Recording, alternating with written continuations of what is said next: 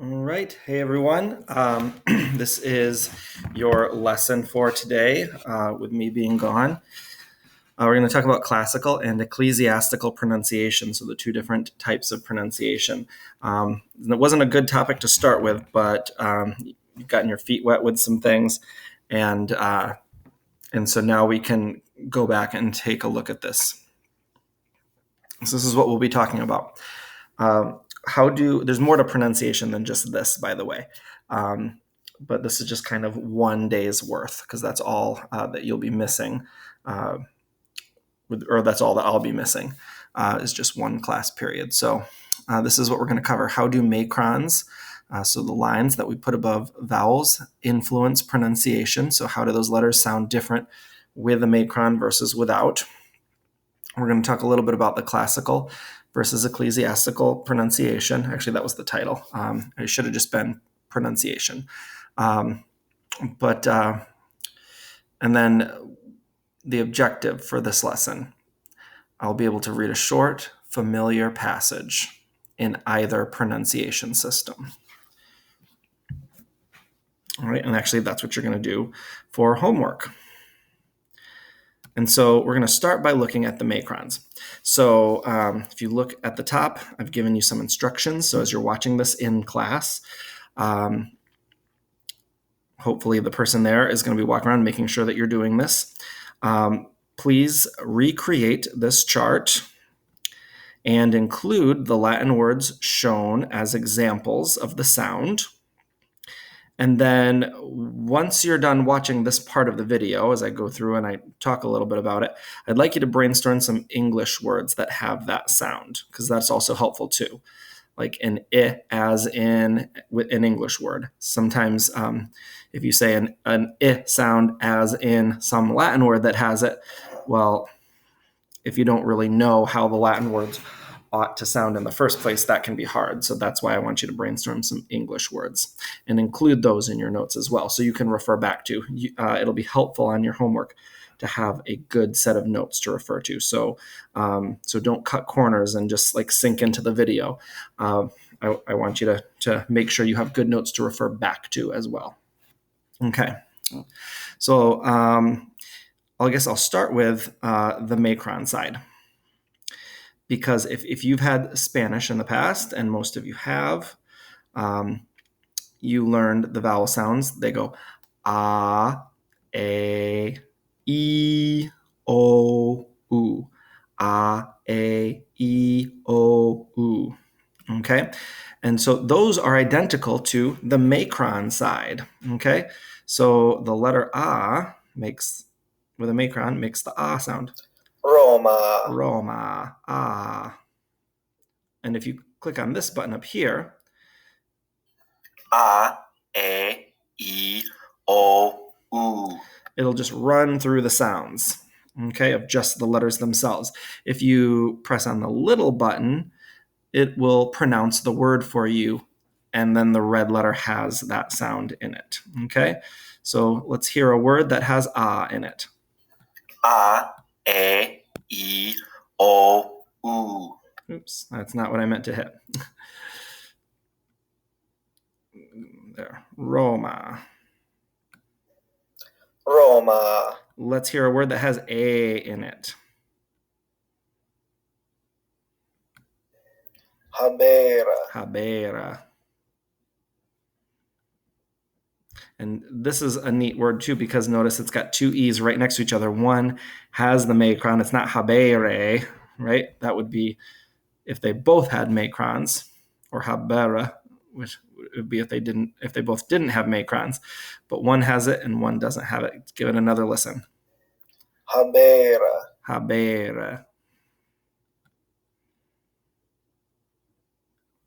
Okay, here's one with an E sound. Laudavit. So notice on this side, it's a very similar word. It's just a sort of a different conjugation. Okay, one that doesn't have a macron I. So let's listen to these two side by side. Laudavit. So this is it. it as in it, or it as in sit. So an I sound. And this one is an E sound. So that's the difference of the I. I versus E, I, E, I, E. A's are kind of similar. It's puella, versus ah. And so the difference here is a little bit more subtle. One difference is I think you're going to hold the sound a little bit longer. But some of these vowels have quite a big difference, like habet, This is an sound like in get. This is an a sound, habera. So with the e, it's a matter of versus a. That's pretty different. With the a's, with the letter a, it's harder to hear. Okay, laudawit, laudawit. And again, you're going to have access to these slides, so you're going to be able to hit these buttons. Okay, let's listen to a word with an O sound. O. A, E, O. In opido. In opido. That means in the town. Okay, and what about an O without a macron? Propter. Propter. So it's an A versus an O. Propter. In opido. And last one, oo. Manu. Manu. So manus is hand, kind of like mano in Spanish. But manu is the ablative. Manu. So it's like, I don't know, if you do something with your hand, manu. And amicus. Amicus. All right, so there's our long E. Some people might say amicus, but that would be if it didn't have a macron on the E. We're focusing on the U, though, since it's the U that's red. So this is just an sound. Amicus. Manu. So it's a versus an oo. Why don't you go ahead and have a discussion with yourselves? Which letters sound the most different with or without a macron? And then which letters to you seem the most similar? So of the sub, pause the video, talk about that with somebody next to you for just a second, and then you can continue.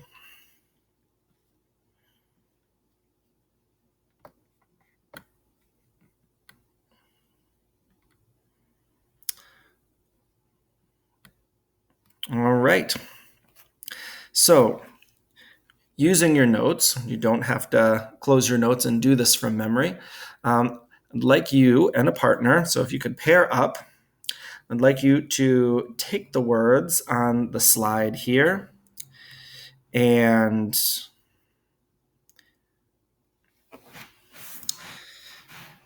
try to pronounce them. The ones with the red X are incorrect. That's not the correct spelling. The ones with the green are the correct spelling. Some of them have a couple of them have multiple incorrect forms. Okay, so I'm going to try to say the wrong word first. Long E, so it's date. We don't want to say date because neither of these have a macron on the I. So it's going to be an it at the end for both of these. But this one's going to be date, and this is dedit. Dedit means gave. Dedit is the right word. The correct word has the meaning in parentheses. And you can also click the button to check if you are correct. Okay, this is what it'll sound like. Non dedit, sed dedit. So it's saying not date it, but dead it. Okay, go ahead and with a partner, try each of these. After you've tried, I'll let you click the button yourselves and see if you're correct. So go ahead and pause and take a moment to try some of these.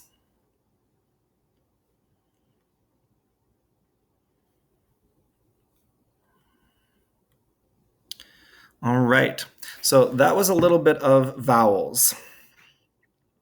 Now we're going to talk about ecclesiastical pronunciation versus classical pronunciation. First, just a couple of things about each one. Classical pronunciation was spoken by the Romans in the time of Christ, and because the Holy Land was occupied by Romans and under Roman rule, it's fairly reasonable to presume that Christ knew a little bit of Latin. And if he did, and if he ever had opportunity to use it with with with a tax collector, or with with a Roman soldier or something. They probably knew some Hebrew too, but if he ever had a chance to use Latin, this is actually the Latin he would have spoken. And then another reason that we're taking a look at this, at classical pronunciation, why I'm exposing you to it, is also there are many really quality Latin resources online that use the classical pronunciation. And I'm going to show you some at some point in the year. All right. Ecclesiastical pronunciation, though, of course, you know this already, but it's used in the church. It's used for our liturgy and for our songs. And when we pray in class, of course, we're using ecclesiastical pronunciation. But if I'm talking in class, just talking and speaking sentences on the board and things like that, I'm using the classical pronunciation. Ecclesiastical pronunciation developed between the fall of the Roman Empire and the Middle Ages. So not just at any one time. Of course, language is always changing very slowly. It's kind of like continental drift. So it's a very slow process. And it's very similar to modern Italian. So that's why you would make a ch sound, for example. When you have C's in certain places, kind of like in Italian. Okay, we're going to take a look. All right, so here we have our classical pronunciation and our ecclesiastical pronunciation, and there's the same sentence being said in both, and we can hear the difference. Okay, so let's start with C. In classical pronunciation, the C always makes a K sound. It's pretty easy. It's kind of easier to know the rules in classical pronunciation. So let's take a look, or take a listen. Pater noster, qui est in caelis, sanctificetur nomen tuum. All right. So not the way you're used to hearing it, but that's how it would have been said by the earliest Latin speakers. So the first Latin speakers to ever utter these words, this is how it would have been said. Let's take another listen. Pater noster, qui est in caelis, sanctificetur nomen tuum. All right. And then, of course, it's in ecclesiastical Latin, it's ch or sh sound, kind of in between those two. I didn't finish it.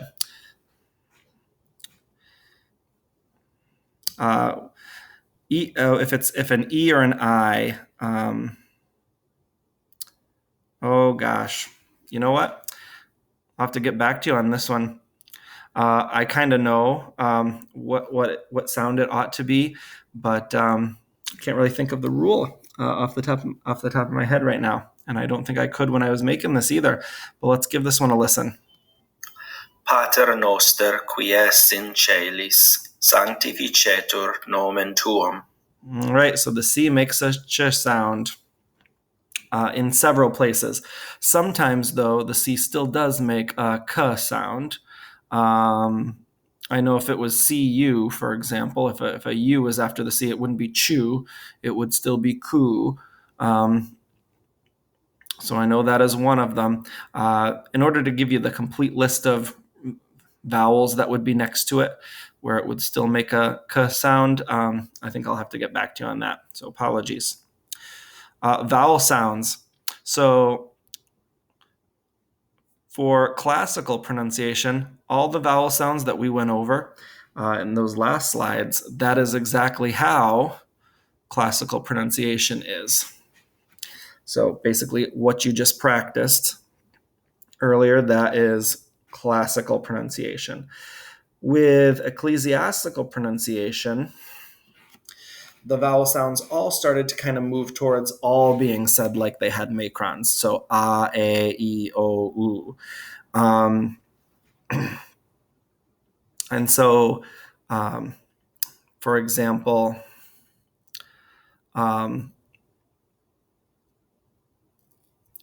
orum, like arum or orum ending, the genitive plural endings. If you hear those in ecclesiastical pronunciation, oftentimes you'll hear orum, like puellarum, or of God, of the servants. Servant of the servants of God. Servus servorum Dei. In classical pronunciation, it'd be just servorum, because there's no macron on the U, but it'd be orum servorum anyway, because they all just kind of started to go to macron sounds. That wasn't a sudden change. They're all macron sounds now in Spanish and in Italian, but we're talking ecclesiastical pronunciation. We're talking like halfway in between, and so those changes were not complete yet. But there's kind of a swing in that direction. Okay, and then last for this page anyway. There's another page of these. Another difference is that the letter V always makes a W sound, always makes a W sound. So let's take a look at this one.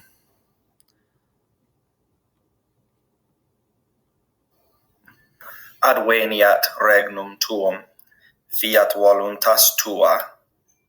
All right, and then of course this is the way we would say it in ecclesiastical pronunciation. Adveniat regnum tuum. Fiat voluntas tua. Notice here I said voluntas. Here I said voluntas.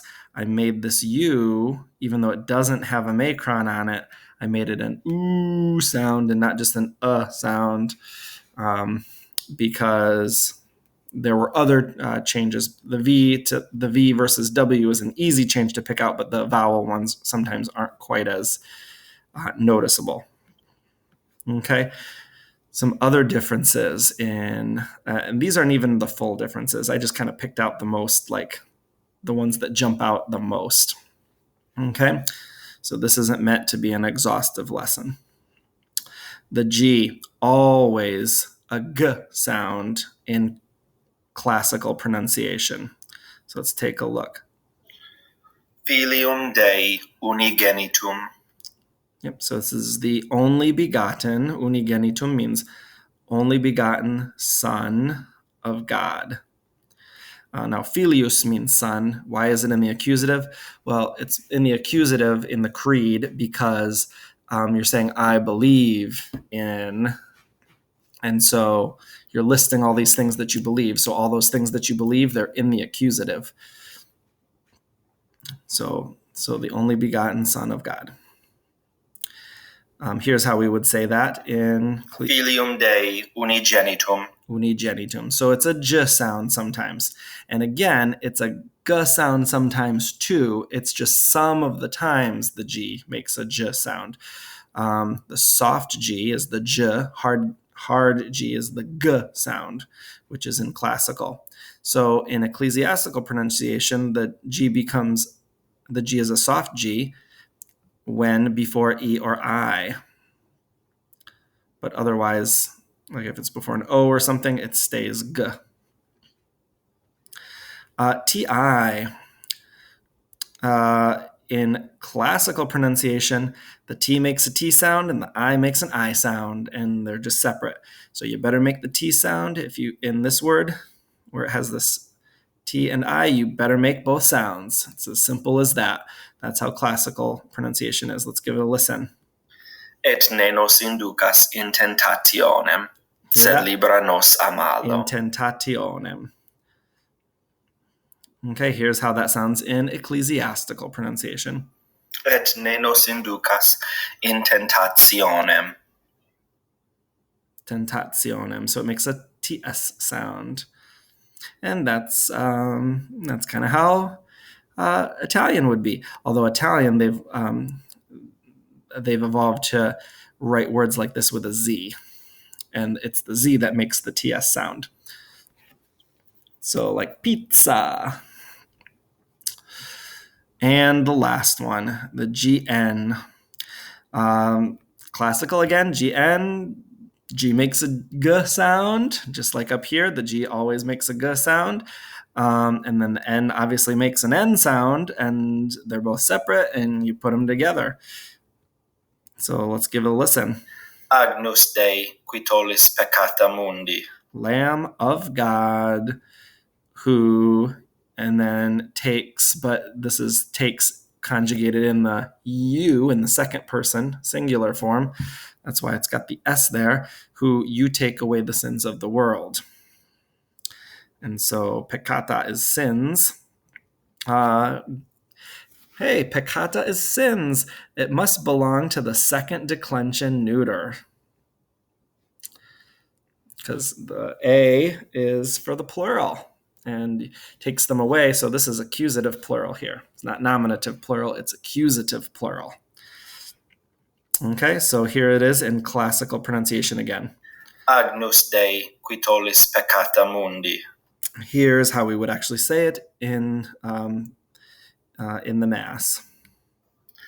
Agnus Dei, qui tollis peccata mundi. Mm-hmm. So it makes a nia sound if you've taken Spanish, or a ny sound if you haven't taken Spanish. Agnus, but it's agnus. There's a couple of other things I did differently too. Mundi. Agnus Dei, qui tollis peccata mundi. I kind of made it sound like an oo a little bit. Mundi. But here it would be mundi. It would be more ooish, because remember, those vowels were kind of slowly becoming all long vowels too in ecclesiastical pronunciation. So those were not all of the differences, but those were some of the differences between classical and ecclesiastical pronunciation. Okay, so there are two videos that I'm going to let you, or I'm going to let the sub play. It'll be better since it's an entire video. It would be better being played right there live than me playing it over the screen recorder and then the sub playing that for you. It shows the Apostles' Creed on the right. The Apostles' Creed is in the ecclesiastical pronunciation, although somebody also did it in the classical pronunciation here. There is one thing that you'll notice, though, on the classical pronunciation, one thing that they're not doing, and they're not making their V's W sounds. They're keeping it V sounds. But other than that, the person doing the video on the left did classical pronunciation well otherwise. Okay, see if you can identify any familiar words to you or any familiar cases. Can you recognize some of the cases of the words in the creed? All right, so I'm going to let the sub play both of those for you.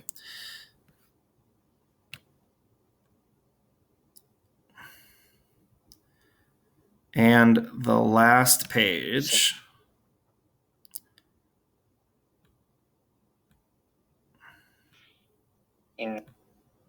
Here we go. All right. Remember the objective from this lesson. Okay. It says, listen to my recording, then record yourself reading the Pater Noster in each pronunciation style. Practice before doing your recording. So you're going to go to vocaroo.com in order to do your recording. I'll show you how to use Vocaroo right at the end of this video, but you're going to click the button and you're going to hear me reading it in both styles, so you can listen as many times as you want to before doing your homework. Okay. The yellow highlighting shows some big obvious changes, but and I didn't catch them all, but I did highlight some slight vowel changes that are going to be a little more subtle. You have to listen a little harder for the difference in those. Okay, but I did highlight some of those. What I'd like you to do in your homework is at least show the difference in the yellow words. So it's going to be a k versus a ch sound, or a v versus a w sound, or a t sound versus a ts sound for the ti. I should have highlighted the I there. Okay, but try and go for some vowel sounds too, making your noster, noster. Okay, or make your quotidianum be quotidianum in the Ecclesiastical, because they're all those vowels are starting to become longer. Okay, let me show you how to use Vocaroo.